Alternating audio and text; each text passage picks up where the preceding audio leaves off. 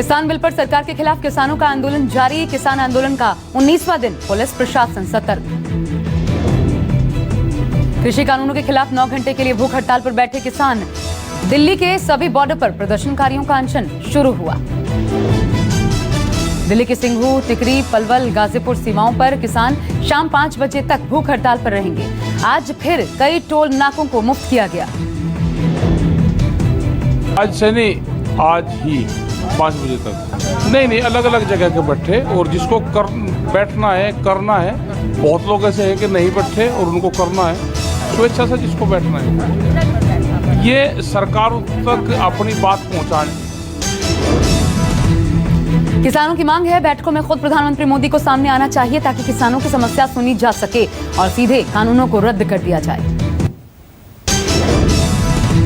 किसान की भूख हड़ताल को दिल्ली के मुख्यमंत्री अरविंद केजरीवाल का मिला साथ।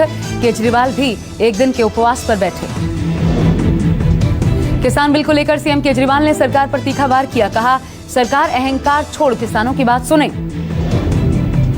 आम आदमी पार्टी के सभी कार्यकर्ता और पदाधिकारी सुबह 10 बजे से आईटीओ ऑफिस के पास कृषि कानून के खिलाफ पार्टी कार्यालय पर सामूहिक अवकाश उपवास पर बैठे हैं। सीएम केजरीवाल के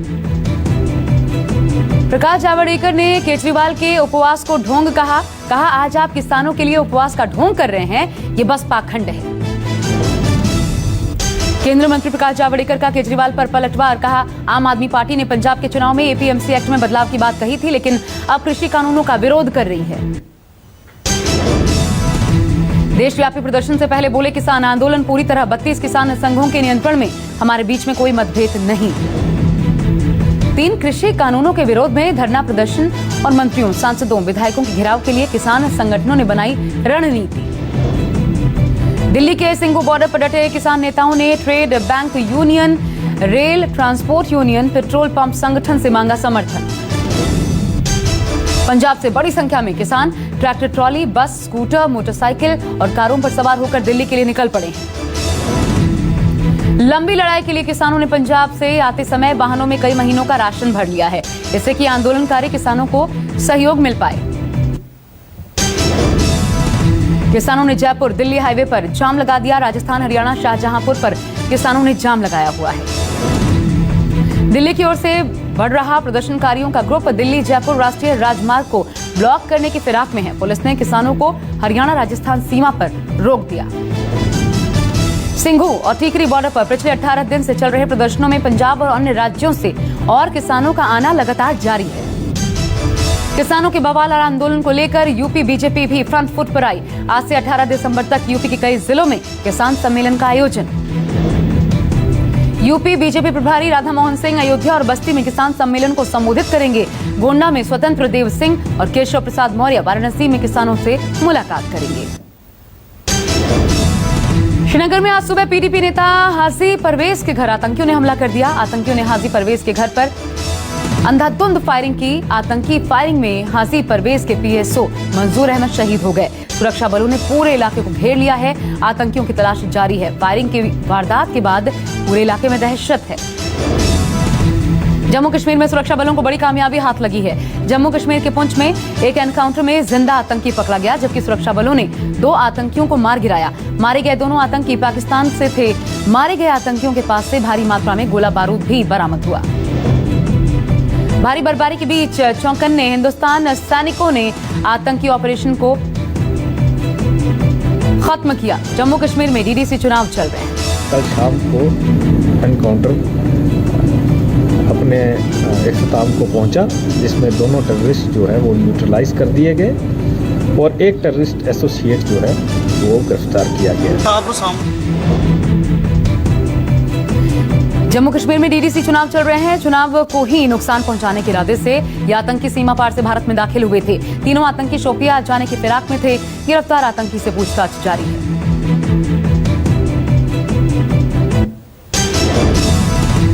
पहाड़ों पर भारी बारिश और बर्फबारी की वजह से पारा लुढ़क गया है। बर्फबारी की वजह से मैदानी इलाकों में ठंड में भी इजाफा हुआ है। उत्तराखंड और कश्मीर घाटी के ऊंचाई वाले स्थानों पर बर्फबारी होने से 2 से 4 डिग्री सेल्सियस तक तापमान गिरा है। इसकी वजह से मैदानी इलाके में लोगों को मुश्किलों का सामना करना पड़ रहा है। कोरोना वैक्सीन को लेकर तैयारियां तेज हैं। शुरुआत में एक बूथ पर सिर्फ 100 लोगों को ही वैक्सीन दी जाएगी। कोरोना वैक्सीन के लिए पोलिंग बूथ्स की तरह वैक्सीन बूथ भी बनाए जाएंगे। इस बूथ पर सभी को डोज दिया जाएगा, पर पहली प्राथमिकता स्वास्थ्य कर्मियों को मिलेगी। वहीं केंद्रीय स्वास्थ्य एवं परिवार राज्य मंत्री अश्विनी कुमार चौबे के मुताबिक कोविड-19 वैक्सीन के स्टोरेज के लिए जरूरी उपकरण सभी राज्यों में भेजे जा रहे हैं। कोरोना वैक्सीन को लेकर सीरम इंस्टीट्यूट का दावा है कि भारत में कोरोना वैक्सीनेशन की शुरुआत जनवरी से हो सकती है और अक्टूबर तक सभी देशवासियों को वैक्सीन की खुराक मिल सकती है। वहीं दिसंबर के अंत तक सीरम की वैक्सीन के इमरजेंसी इस्तेमाल की इजाजत भी मिल सकती है। आईआईटी मद्रास में कोरोना विस्फोट देखने को मिला, जहां 71 लोग कोरोना पॉजिटिव पाए गए। इतनी ज्यादा संख्या में कोरोना केस आने के बाद डिपार्टमेंट के लैब और लाइब्रेरी सब कुछ बंद कर दिया गया है। पूरे कैंपस को सैनिटाइज किया गया। आईआईटी प्रशासन ने कोरोना संक्रमण को देखते हुए मेस को भी बंद कर दिया है और छात्रों के रूम में पैक्ड फूड भेजा जा रहा है। देश में अब तक 98 लाख लोग कोरोना संक्रमित हुए। देश में पिछले 24 घंटे में 27,000 मामले सामने आए। 336 लोग कोरोना से जिंदगी की जंग हार गए। एक दिन में 31,000 से ज्यादा लोग कोरोना से ठीक होकर घर पहुंचे। देश में एक्टिव मरीजों की तादाद लगातार घट रही है। ताजा आंकड़ों के मुताबिक देश में एक्टिव मरीजों की संख्या 3,52,000 पर पहुंच गई है। अब तक कुल 93,88,000 लोग कोरोना को मात दे चुके हैं। सबसे ज्यादा एक्टिव केस महाराष्ट्र में हैं। 26 राज्यों और केंद्र शासित प्रदेशों में एक्टिव केस 20,000 से कम हुए। दिल्ली में पहली बार कोरोना की रिकवरी दर 95% के पार पहुंच गई है। दिल्ली का रिकवरी रेट फिलहाल 95.23% है। दिल्ली में पिछले 24 घंटे में 2,000 से कम मामले ही सामने आए और 47 लोगों की मौत की खबर है। संक्रमण पर रोक लगाने के लिए लगातार टेस्टिंग बढ़ाई जा रही है। देश भर में कोरोना के मामले में कमी आने की वजह से 9 महीने बाद 22 दिसंबर से ओडिशा के जगन्नाथ मंदिर के कपाट को आम लोगों के लिए खोला जाएगा। कोविड रिपोर्ट दिखाने के बाद श्रद्धालुओं को मंदिर में एंट्री मिल पाएगी। पाकिस्तान में इमरान खान को हटाकर मानेगा विपक्ष। 10,000 लोगों के बीच इस्लामाबाद कूच का ऐलान। पीएम इमरान खान के खिलाफ विरोध प्रदर्शन तेज। विपक्षी दलों की मांग, पाकिस्तान में फिर से चुनाव करवाए जाएं। अफगानिस्तान के कंधार में 63 तालिबानी आतंकवादी ढेर। 9 दिसंबर से अब तक 150 से अधिक तालिबानी आतंकवादी मारे गए।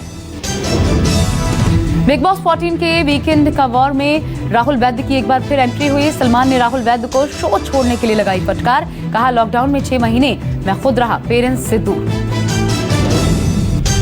सचिन, धोनी और मैरी कॉम के बाद अब विश्वनाथन आनंद पर बनेगी बायोपिक।